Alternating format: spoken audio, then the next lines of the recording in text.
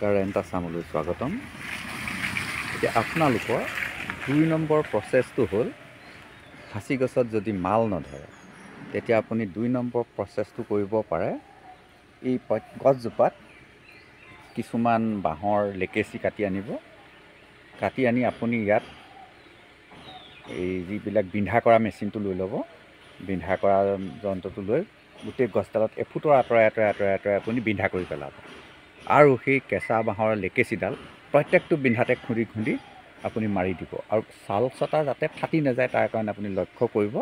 তাৰ কাৰণে আপুনি এটা ঘূৰণীয়া বটালি লৈ ল'ব, সৰু পেইণ্টুমান লৈ ঠিক লেকেচিডালৰ ছাইজটো যিমান শকত ল'ব সিমান ছাইজৰ আপুনি লেকেচিডাল ঠিক ইমান ইয়াতকৈ সৰু ছাইজৰ লৈ ল'ব। ইমান ছাইজৰ এই ওপৰত যিটো দেখুৱাই আছে সেই ছাইজটো আপুনি লৈ ল'ব, লৈ তাত ভৰাই দিব।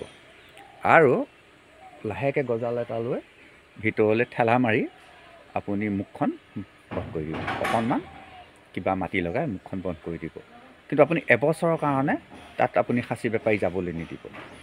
আৰু এবছৰ যেতিয়া হৈ যাব আপুনি দেখিব যে সেই বিন্ধাবিলাক বন্ধ হৈ গৈছে, আৰু তেতিয়া আপুনি সেই গছডাল বিক্ৰী কৰিব পাৰিব। কিন্তু আপুনি এটা কথাত সাৱধান হ'ব লাগিব, আপুনি কোনো কাৰণত বেপাৰীক আপুনি ঘোপ মাৰিবলৈ দিব নালাগিব।